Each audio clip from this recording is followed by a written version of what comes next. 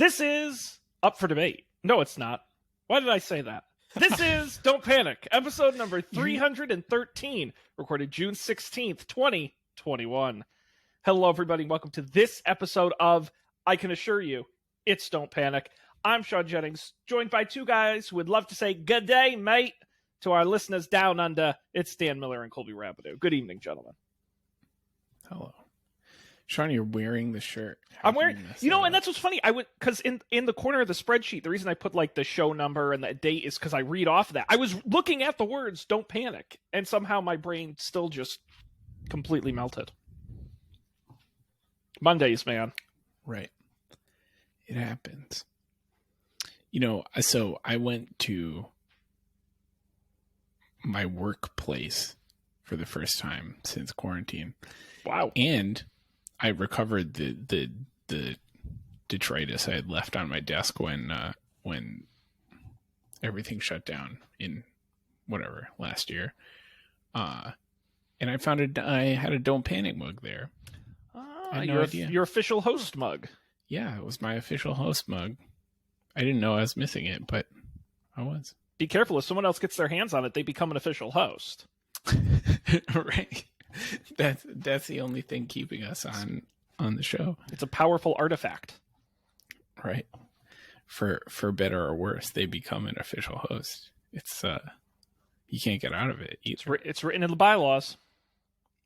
We should probably have bylaws. We probably should. Well, this is such a lucrative operation. I'm surprised we don't have an LLC and a S corp and a written contract. Yeah. Amazing. Which, by the way, I did not tell you guys that we got kicked off of Amazon affiliates, by the way. Oh. And it's 100% my fault. Oh, what'd you do, Sean? Because it's linked through my Amazon account. And so what happens, and I don't realize it, is when I copy links off of Amazon, by default, there are affiliate links. And so what I did was I had to send a link to my whole company because everyone had to buy and expense a certain item. And again, Amazon, creepy technology, but we made it was like $10 or something. And it wasn't really like massively impressive, but they were like, we know this was from a company, this was a self-serving affiliate link. And they were like, they knew I was LinkedIn connected with other people who had bought shit. Like, it was creepy how they had figured it out, but they're like, it's literally against the rules to have people buy things through your affiliate link knowingly. And they're like, you're busted, we're kicking you off of affiliates. I appealed, did not win. So that lucrative stream has been cut off. Did we get to $10? Absolutely not. Absolutely not. That was my first question. Can I at least keep the money? And the answer was absolutely not. No. So Figures. Our criminal ring here has been exposed and shut down. So what did our lifetime earnings come out to be? I would be shocked if they topped, even including the company stuff, if it topped like $30 or $40. I would be shocked. I still think the most lucrative item, one of the most that we ever got affiliate, was when Colby bought those bone conducting headphones using our affiliate link. I remember that because that was a pricey item and he used the link. We got like $3 for that. Yeah.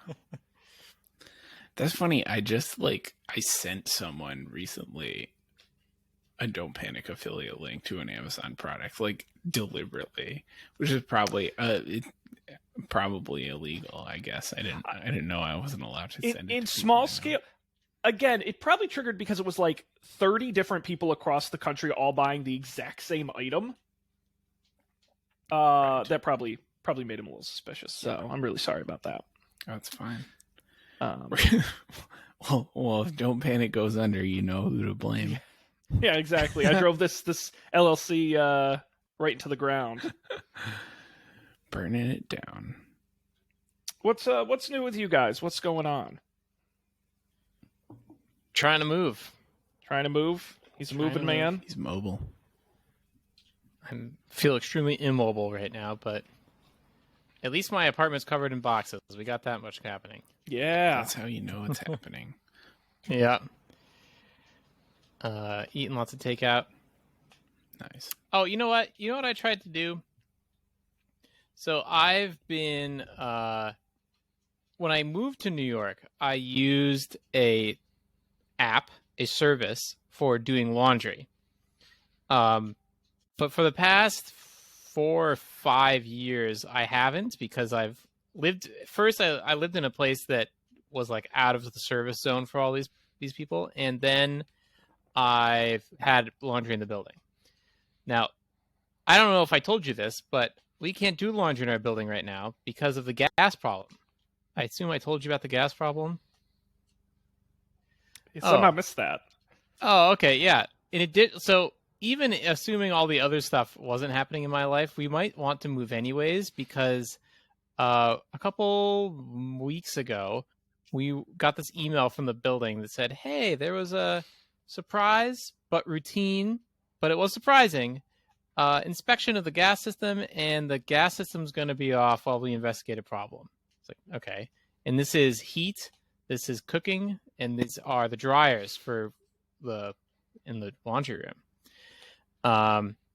And then a day later, we got another email that said, hey, bad news, there's a gas leak, but we don't know where it is. But what we do know is that it's in a really bad place. So they didn't say this, but I got that sense because they gave the estimated resolution time of 3 to 9 months. Whoa! So I can wash clothes, but I can't dry them. So, anyways, I've been venturing back out into the world of like wash and fold and stuff, and I was like, surely now there must be a plethora of apps where they'll just come and like it'll be this amazing interface and pick up your clothes, and they'll find you the cheapest rate. Most of the apps I found, because Google, best laundry app in New York City, 8 out of 10 were dead. Like the website didn't even resolve anymore, which was shocking. It's like, oh, this company Y Combinator backed like summer 2018, nothing. And it's just the one that I used like 7 years ago. It's the only one left. Laundry View. No.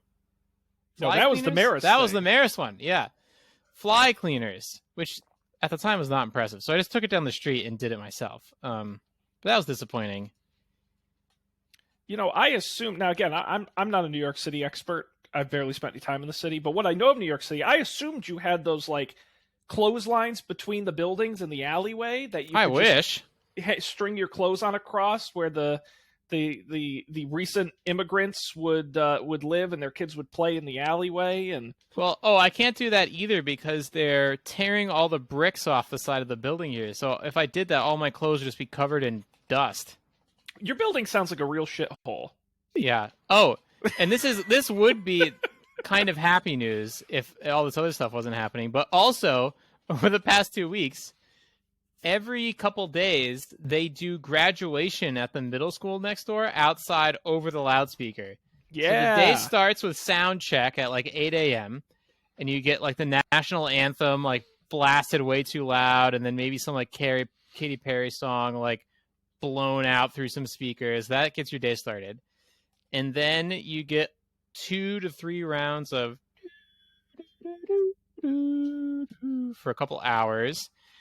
And they do it all over again. In between. Now, do you get the favorite Anthony Alvarez? Yes, and then you hear it. You hear a little bit clear. And then you hear the awkward ones where they say someone like. Oh yeah, that's right, with the crazy. overzealous family. Yeah. That's awesome. Wow. God, thank goodness you're moving to a small, quiet town like Stamford, Connecticut. The city that works. That's right. Hopefully they work quietly. Well, that's good. That's me.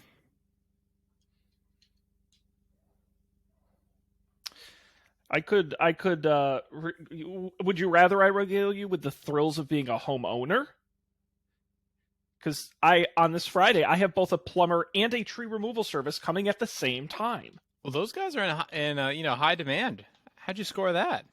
Which one, plumbers or tree removals guys? I imagine both. My understanding is that doesn't matter what you want to do to your house. No, plumbers I schedule 2 weeks in advance. The tree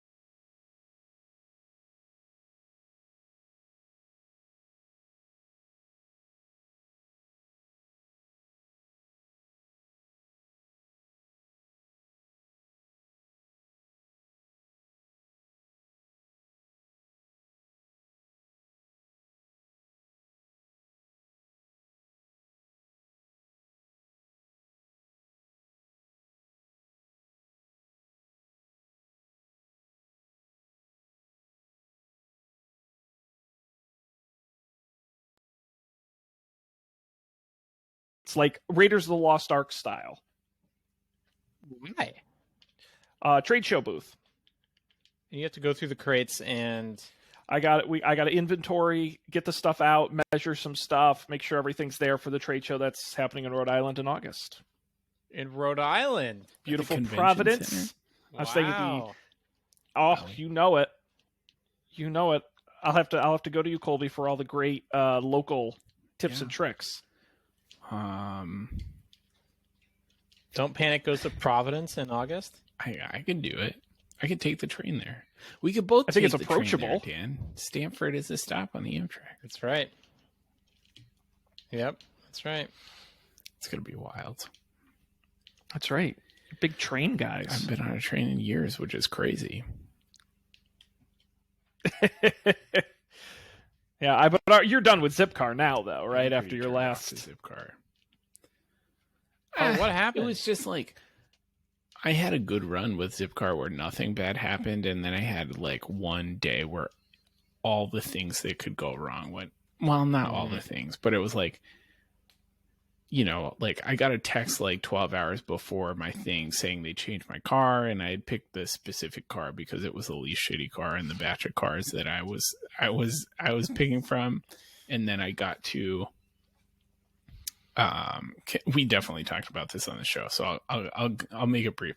I got to Connecticut, where we were visiting Marist people, and like went inside, said hi to everyone, and realized I forgot my coffee in the car, so I went out to get it, and like the car wouldn't unlock, like the key, the card didn't unlock the car, so I had to like call them. I was on the phone with like the support people forever, and they were like, "Oh, did you try using your card?" It's like, "Oh, did you try using the app?" It's like, "Yes, I tried all those things." Blah blah blah. So eventually they sent a person out to unlock it.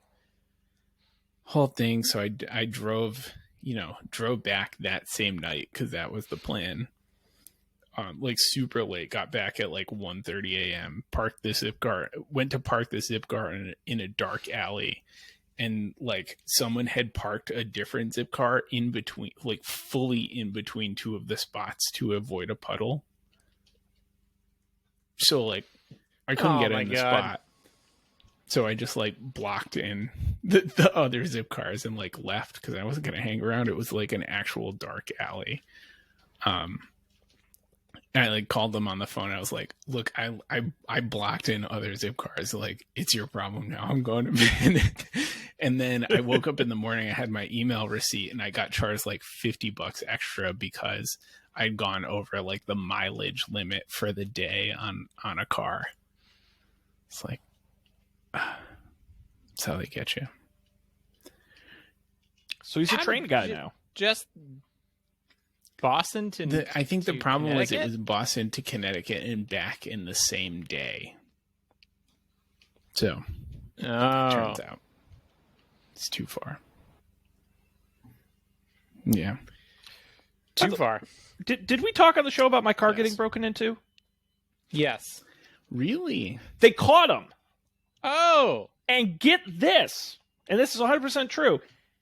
It was three guys aged 16, 13, and 12. Utes. wow. Children broke into my car. Rapscallions, young hooligans.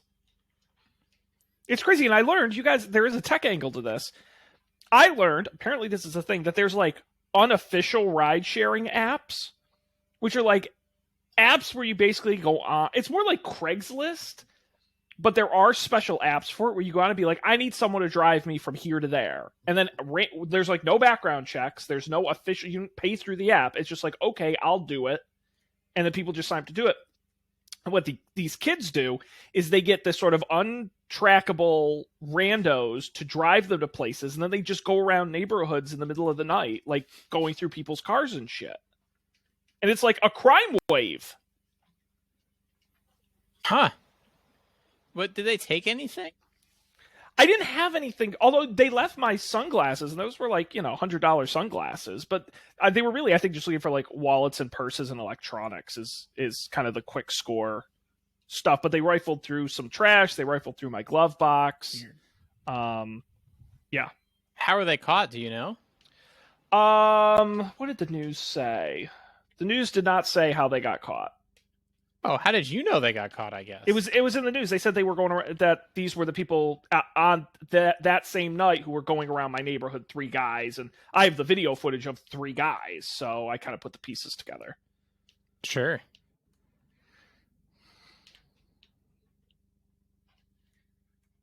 They said they were from out of the area. Was all the article said. It did not, maybe Hartford or I don't know, but definitely not from around here. So they got a ride to come up here, and at 2:30 in the morning broke into my car and was just walking the neighborhood. Wild. 12 years old. I mean, I try not to be an old man about things, but kids these days.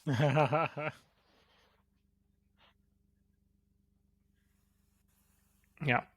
So I ordered a second smart lock for my back door because I always forget to lock it. No, actually, that's probably my favorite feature of the smart lock is the auto lock. It's very convenient. I recommend. And now, Colby, you never went the smart lock route on your place, did you? No? Because they're compatible with iPhone now, as we learned at WWDC. They have the smart home locks you can just tap your phone.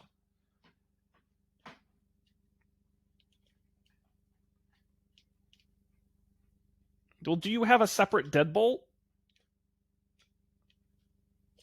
Yeah, then that's all you need for a smart lock. I mean, they make them integrated with the door handles, but those are more expensive. If you have a deadbolt, you can just swap it out really easily.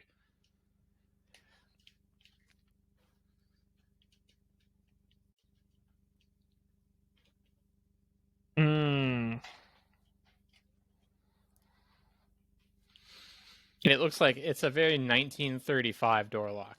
That's the one I'm thinking of. Yes, I know what you're talking about.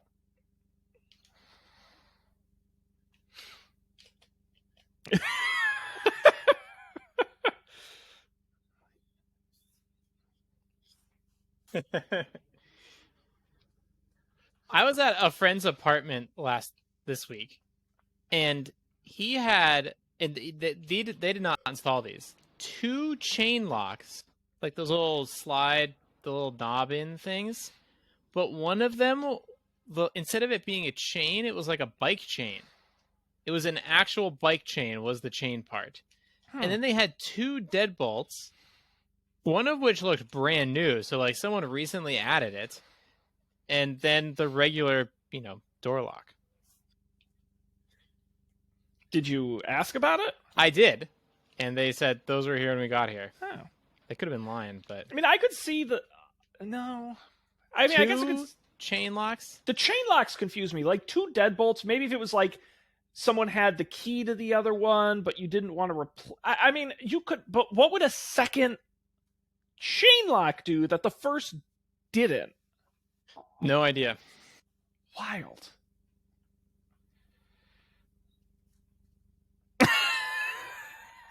You know what your door needs, Colby? A blockchain lock. Oh, what? Put your door on the blockchain. Then when you open your door, right, and when you open your door, it takes about 4 hours for the ledger to agree on who's opening the door and if the door's open. But at least there's now a public record of who came right. and went from Colby's house, distributed across that would have the web. solved Sean's problem. Yes, I could have. God, that sounds like such an awesome scheme. It's a security system built on the blockchain. I think we're millionaires just for saying that sentence.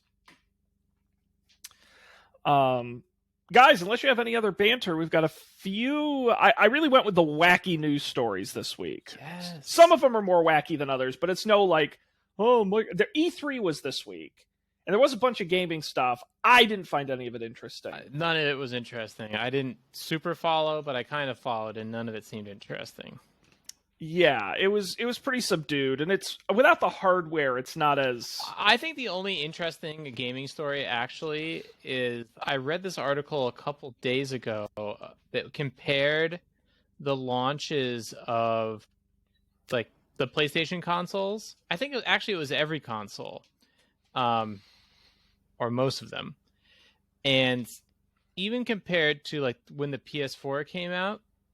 At this point, which is what, like 7-8 months after the PS4 came out.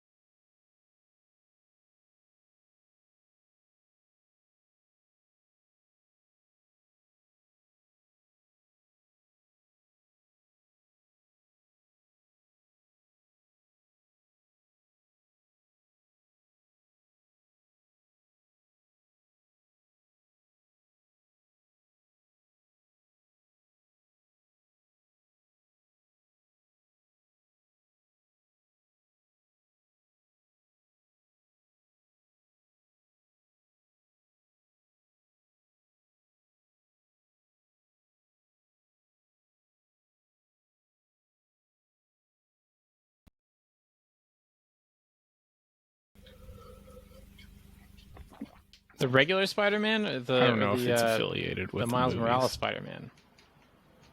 Does that make sense? No, well, they did. No. They did one, and then they did the sequel game. Or I guess it was more of an expansion than a sequel game. Yeah. I think. So are you playing the original version or the expanded version? Okay. That would make sense. That would be the discounted one. Now, have you done any subscriptions? Have you done like PlayStation Unfortunately, I Plus think or I've any of been these sort of subscribed Game to Pass, EA PlayStation Plus Origins, for any of this as stuff? long as I can remember, and like I forget, like it's a yearly subscription, so I forget, and then I get charged whatever, like $70. Yeah, exactly. Mine just Like, renewed. I remember like, once yesterday. a year when it renews. I don't know. I actually am using that. I didn't realize when the change happened, but now there are like permanent free games if you're on PS Plus. And I had never played God of War. I had never played Final Fantasy 15. So I started playing God of War recently. And maybe 3 I'll years give late to that the a party. try. But as Colby said, now it's free. So yeah. Well, speaking of gaming, I put this story in because I find it interesting, and we can talk about it very quickly. But of all the EA announcements, this is the E3 announcements. This is the one that got me the most excited. Turtle Beach has announced they're making a dedicated flight sim hardware. Yes. And actually, I have the ability, if you're watching the video version, I can throw my screen up here so you can see the picture of this thing, which is like, I'm drooling. I'm not a flight simulator guy, but I love people who are flight simulator people because of all the software to be, or sort of like people who are obsessed with The Sims, where it's kind of like, I don't know why you picked that piece of software to be obsessed about, but I love it. It is it's the Velocity 1 flight system compatible with PC and Xbox consoles. And it'll be compatible with Microsoft Flight Simulator 2020 and other flight sim softwares. It includes, and now I'm going to list a bunch of words that I don't know what they mean, but it has a 180-degree yoke handle with rear rudder controls for easy access. There's a modular throttle quadrant with an integrated trim wheel, as well as both vernier style and lever controls with swappable tops for prop and jet planes. It has 12 analog axes, 2 POV switches, 2 4-way hat switches, and 18 extra buttons that can be mapped to your liking. It also has a headphone jack. It will cost you $350. I put another one in the our super secret channel. Yes! Oh, look Yeah. at this thing! I love it! This I is want one just to wild. flick the knobs and switches. Oh my god. It's officially licensed from the U.S. Air Force. Wow. I love this kind of Yours stuff. for the low price of 400 British pounds. Well, have you ever seen the pictures of like the guys who really have like the 8 screens and like they built a whole cockpit? I mean, that's amazing. Want to hear something crazy? You've done it? My dad has done that and has it right now. Yeah, you got to send us some pictures. I don't think I have any pictures. I'll ask him for some pictures. I haven't seen it thanks to COVID, but someday I'll get to play with it. I'll report back. That is very, very cool. It's weird that this company What a great is named dad hobby. Thrustmaster for a thing where you literally don't move at all.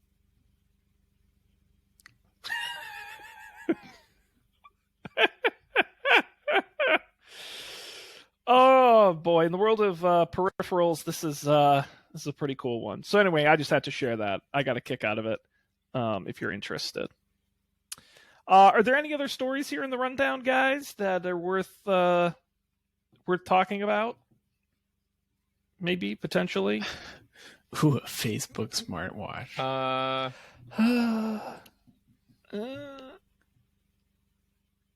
Yeah, this thing's pretty wild. You got to listen to this. Supposedly, Facebook is working on its first smartwatch, which may debut next summer. But get this, it's detachable. And so the way it's actually going to work is the sort of, you'll have the wristband, but the face of the watch, the chunky part of the watch, is actually going to have 2 cameras on it.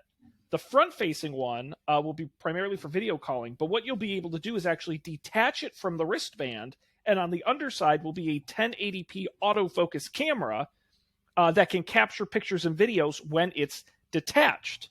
Facebook is tapping other companies to create accessories. So the part you take off maybe could be on a keychain or could be attached into other things, and would be shared across Facebook's suite of apps, including Instagram. It also is expected to have some health features, heart rate monitor, those sorts of things. And it's working with top wireless carriers to support LTE connectivity. It's going to come in several colors. And the rumored price is around $400. I don't know. I'm probably needing a new watch soon. Maybe I'll just get this one. Wild. Boy.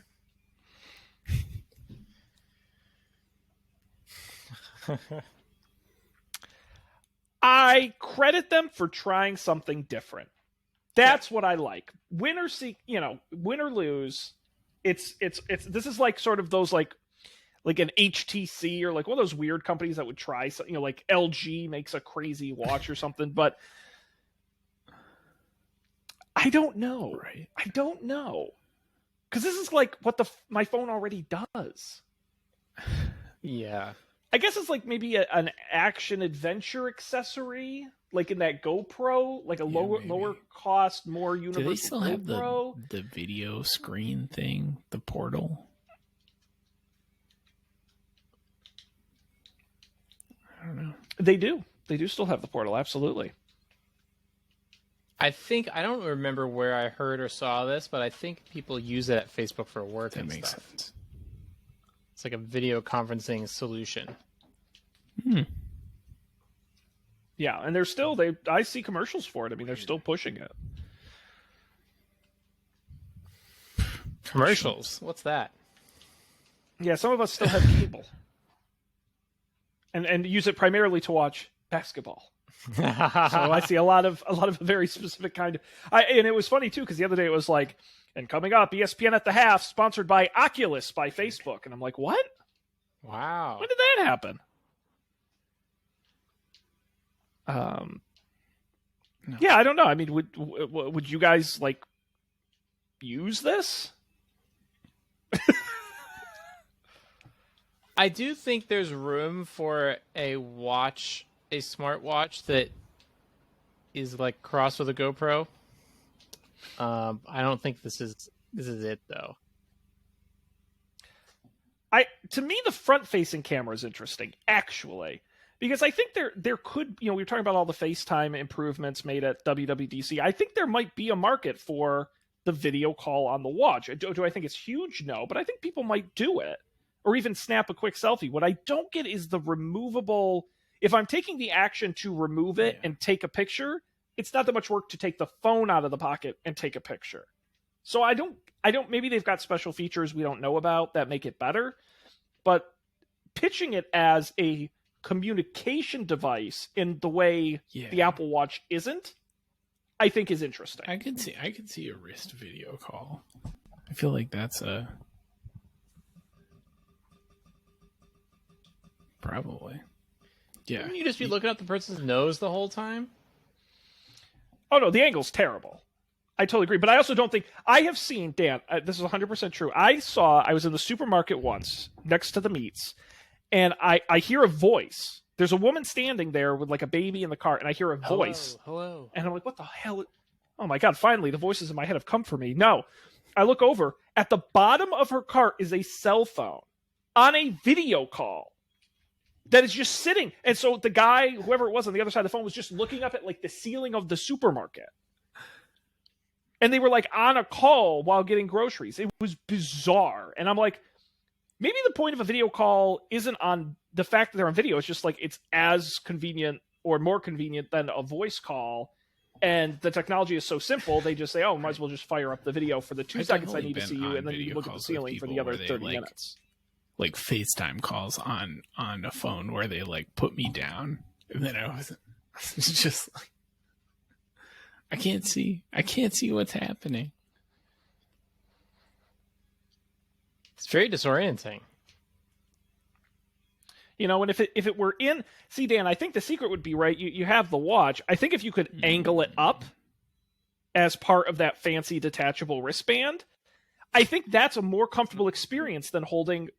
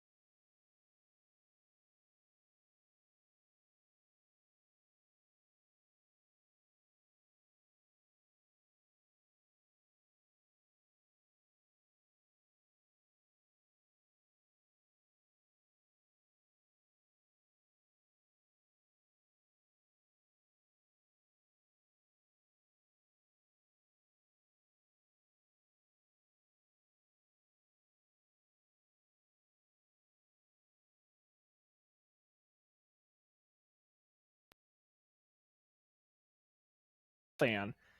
It's the Vornado 630 midsize whole room air circulator fan. The difference is this is a circulator fan.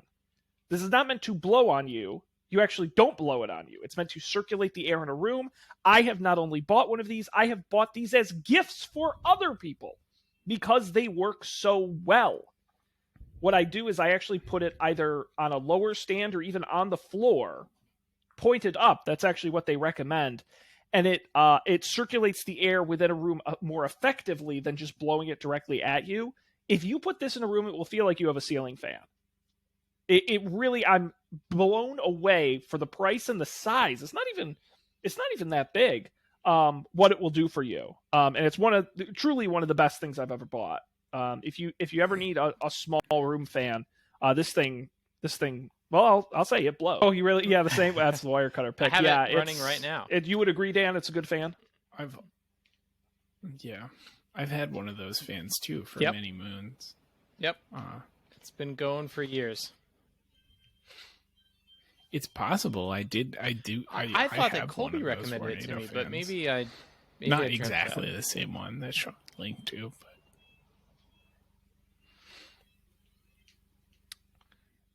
No one ever got fired There for you buying go. a Vornado. My only beef with them is they're a real As pain they in say. the butt to clean. Lots of Yes. little slits. Yeah, just don't. See, I can't though because Just don't clean them. Yeah, mine's pretty dirty. the allergies, the dust. Right. Right. You have to put a bag on it. Yeah. Oh, that's awesome. Yep. So there's my pick. Link will be on the website. Oh, yeah, How about so- Colby? As you two know, I've been doing some urban gardening recently. And as a person who inherited this outdoor space, there was a bunch of crap in there that I didn't know what it was. And someone recommended to us this app called Picture This, which is not a very descriptive. I can never remember what the app is called on my phone. Terrible name for the app. But it's basically like you open the app and you like take a picture of the plant that you don't know what it is, and it like, does some like silly AI shenanigans or something, and it tells you what the plant is with it's like right most of the time. Which is pretty useful if you find yourself in the situation where you need to know where you have a plant and you don't know what it is. It works like well enough. Yeah. Wow. Yeah, this is very cool. Previous app of the day pick. Sweet. From the App Store. And this is great for me. I am highly allergic to poison ivy. And I always misidentify it or get confused. I probably over-identify it in things that aren't actually poison ivy. Apparently, so I would find it this does very all helpful. kinds of stuff. Like, I don't know, I'm just looking at the screenshots. It says diagnose your plant illness and like be informed about plants that'll kill your pets or something. I don't use it for any of those things. Right. You can consult botany experts. Right. I've which sounds never like a tried great that, way to but, meet people and make friends. Check it out. You should take a picture of like a carrot on your cutting board and consult a botany expert and see what they say. I think that'd be very fun. What is this? Carrot. Well, how do I make it grow? That's the real question. Oh, hey. Or is a tomato a fruit or a And you vegetable? can create your own collection of stuff you bought at the store. This is cool. Every time Terrible I need name, to though. open it, it's Awful like, name. Fuck, what's the plant app called? It has nothing to do with plants. Yeah.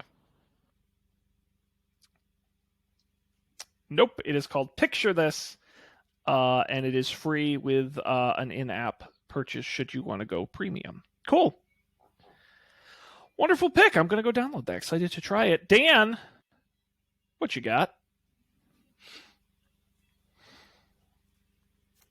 I'm picking a weird app called Clay.